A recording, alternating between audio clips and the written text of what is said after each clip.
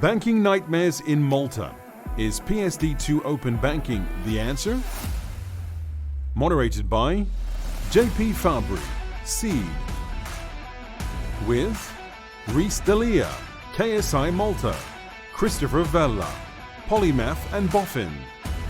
And Julian Goffin, Finductive.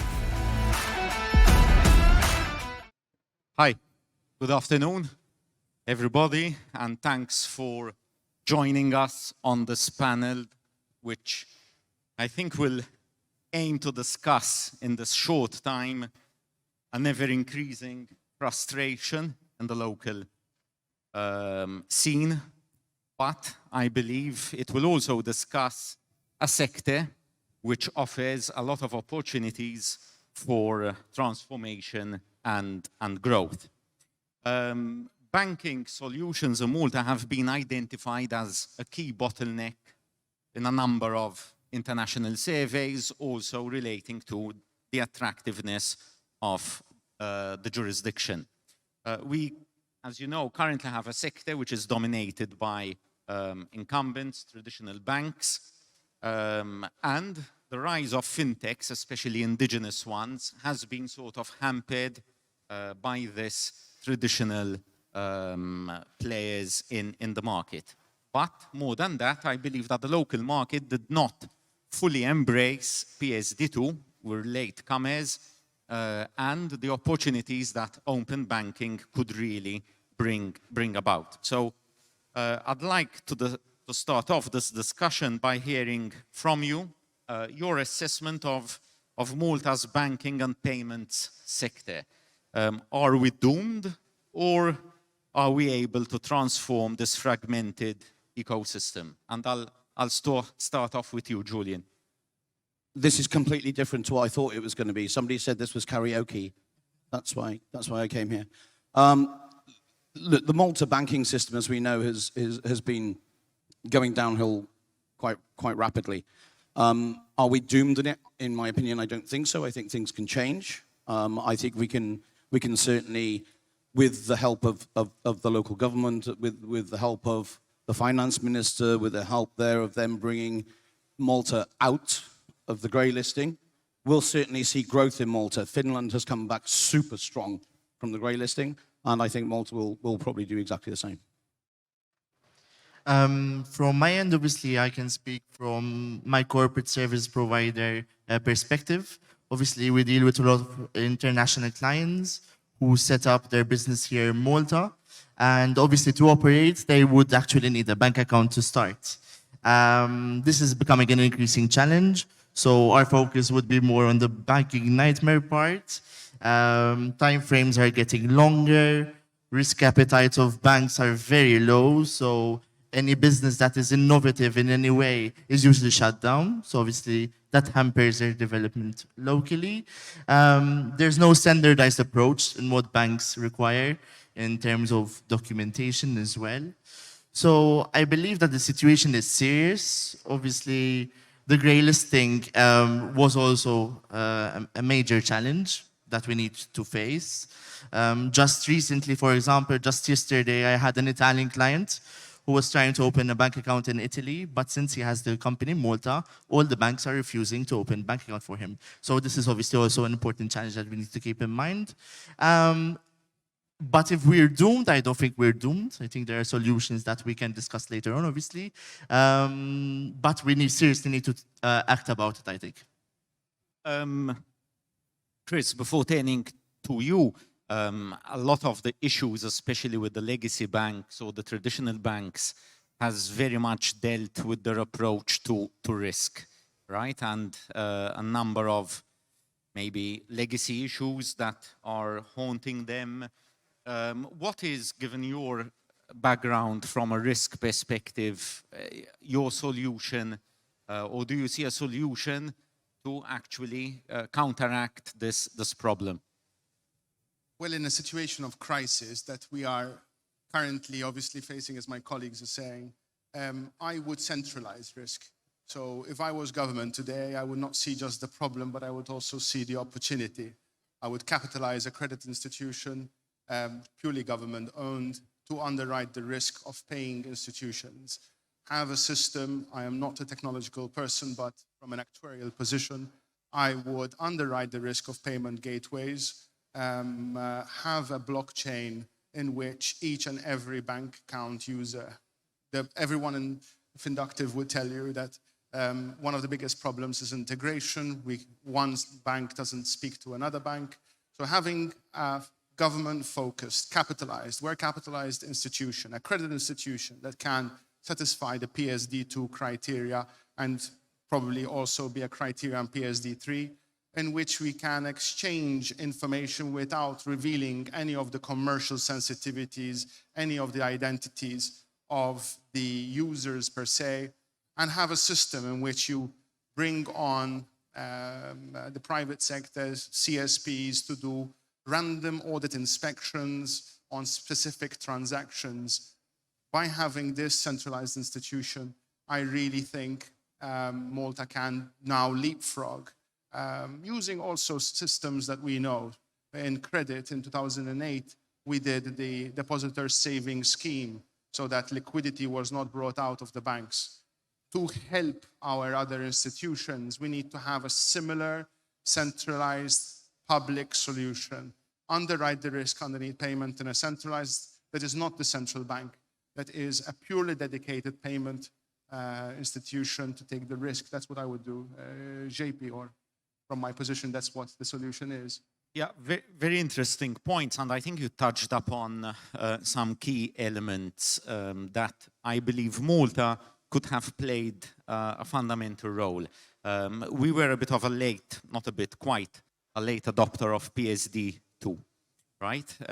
Primarily, the traditional banks guarded their territory, and one issue that a number of fintechs face, and Julian can definitely attest to this, is the lack of standardization that exists, right? This is a problem also at European level. So are we following the bail-in standard, the UK standard? But UK just took the approach and said, this is our standard, and today it's a prime mover of open banking, and ultimately it really supported the growth of the fintech sector as and hub. I think Malta over there could have played a key role in adopting standards, running with it. But what do you believe are the other barriers to the whole ecosystem? I also note that there isn't a payment strategy locally. So the central bank had started drafting one, but it seems to have never seen the light of the day. What are your views on the problems, but also possibly on the solutions that Malta should really adopt to have a payment system that flourishes?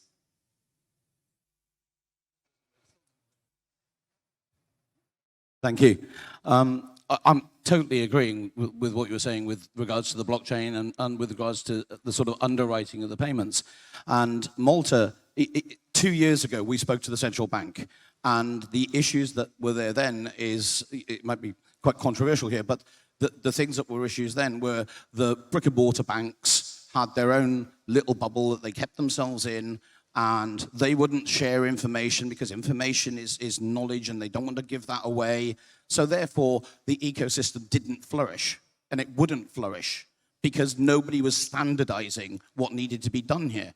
And Open API was something 2 years ago, as we said when we were talking, even 3 years ago, when we were talking to the central bank, that my discussion with them is that they need to create a roundtable, everybody sit down, everybody go through it, standardize a specific API that we're going to put into place for the open banking and put Malta on the map for it. You know, this would have made so much things easier within Malta to actually get those things done.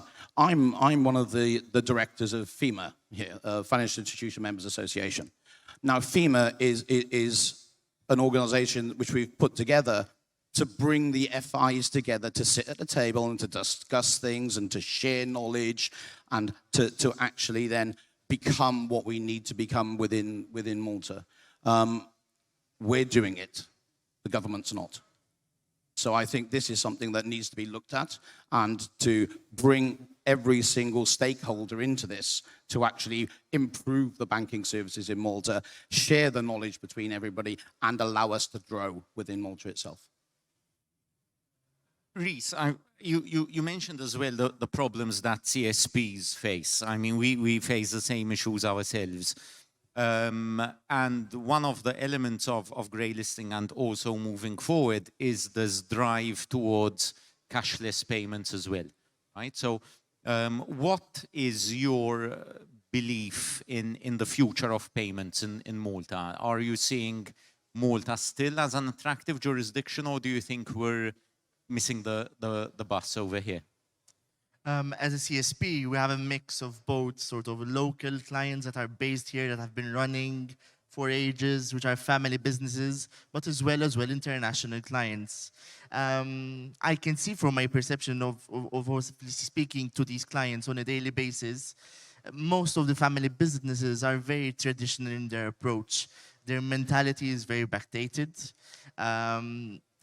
Using cash is very common in these family businesses.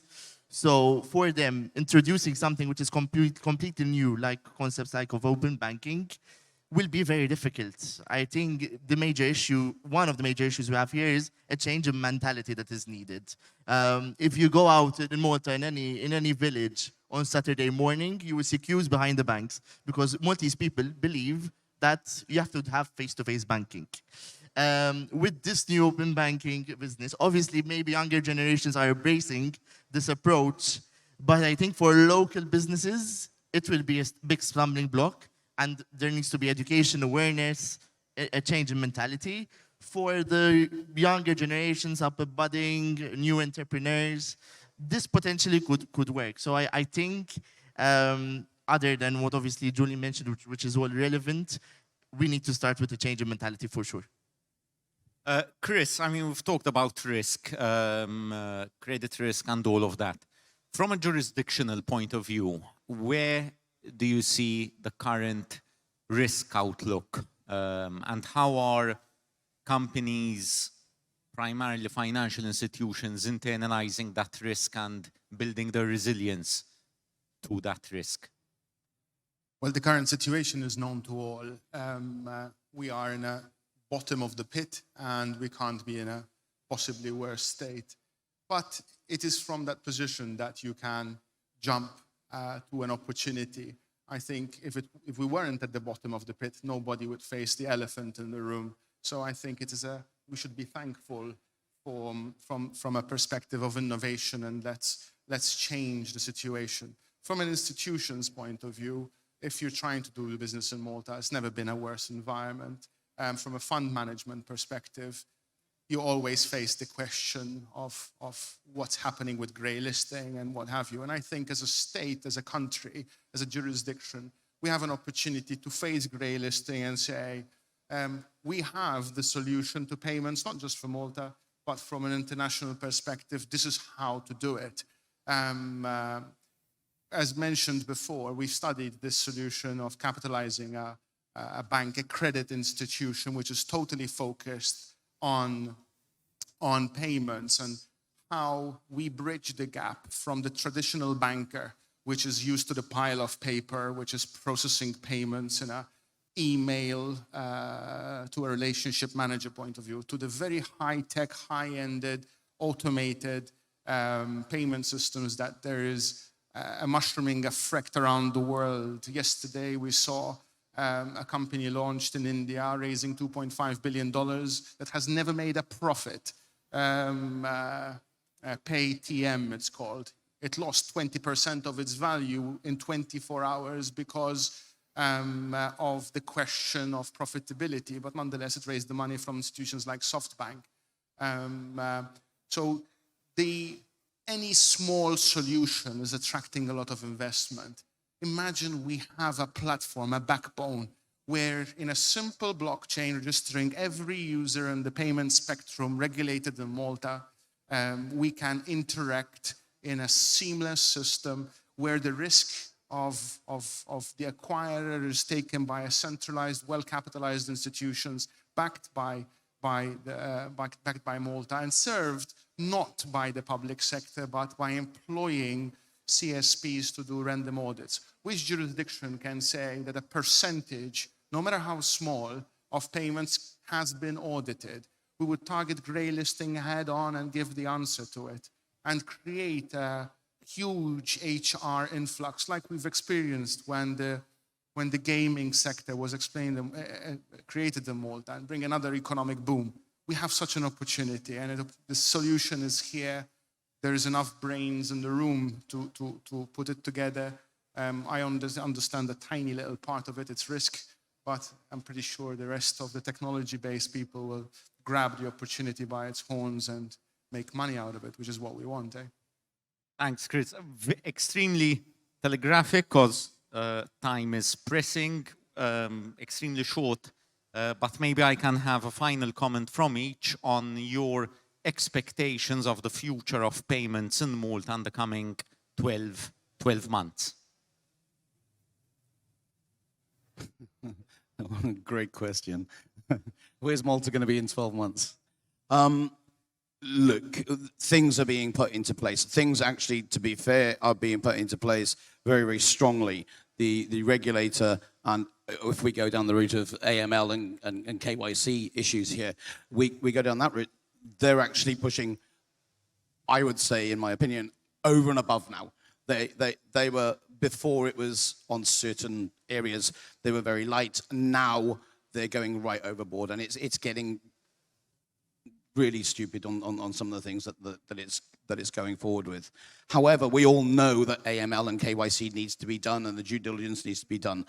If they can get this right, if they can work with other banks, and I'm talking the regulators, the governments and everything here, they need to be working outside of Malta, bringing banks into Malta to actually help and assist the financial institutions, the central bank here, to assist the brick and mortar banks here with their correspondence, so that, because the correspondence are the key for doing this, or they need to be investing in the blockchain side, and then using the blockchain side then instead of the archaic SWIFT system to do the payments. Malta is going to get through the greylisting. I have no doubt whatsoever that it's going to get through the greylisting. We just need to get through the greylisting super strong, because that will then put Malta back on the map at a much stronger position than what it was then. And I think that will be done in a 12-month period. From my end, what I think is over the 12 months, the next 12 months, obviously there'll be a lot of effort from the government and from the appointed authorities to actually help Malta get out of this grey listing, which obviously should help bring about positive change in the sector. I think Malta will develop. It's a question of using what we currently have and building on it, especially in terms of the infrastructure that exists, strategies and policies that are in place, which are sometimes just drafted and left on the back burner. So it's just a matter of using what we have, building upon it, getting external expertise if needed, and then moving forward. But I think there will be positive outcomes. Live? From a risk perspective, obviously I wouldn't predict time because it's not in my power. But if I had to make a risk model for an investment and have the cooperation of the public sector, I think it's fundamental. The government has such an opportunity to enable this industry to attract a lot of investment in this area, which clearly there's a lot of interest. Look at this conference, it's full of it. We have not only an opportunity for this sector, the trickle-down effect. The IIP program will be greatly aided. We're seeing a huge stalling in registration of new companies at the ROC. We can bring business to the private sector, the service providers that can help in the solution, and create one standard framework. Why is there 20 ways to do a KYC? Why is there 100 ways to monitor a payment? Why is there we don't have correspondent banks? I mean, it's how? These can be totally addressed, but it requires the banking lobby to maybe come down a little bit to a level playing field, listen to innovators, and find a common ground. It's all about compromise. Thank you. I think we can hopefully look at the next 12 months that we can really internalize the saying that small is beautiful and really try to capitalize on our smallness to be agile, nimble, and really tackle this challenge head on with an innovative mindset. Thank you very much for being here for a most interesting discussion, and I hope that you can enjoy the rest of the afternoon. Thank you.